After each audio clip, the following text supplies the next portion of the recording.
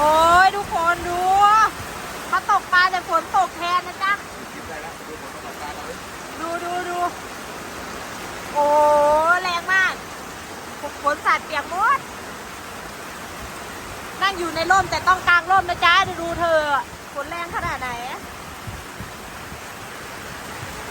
โอ้โหแรงมากครับผม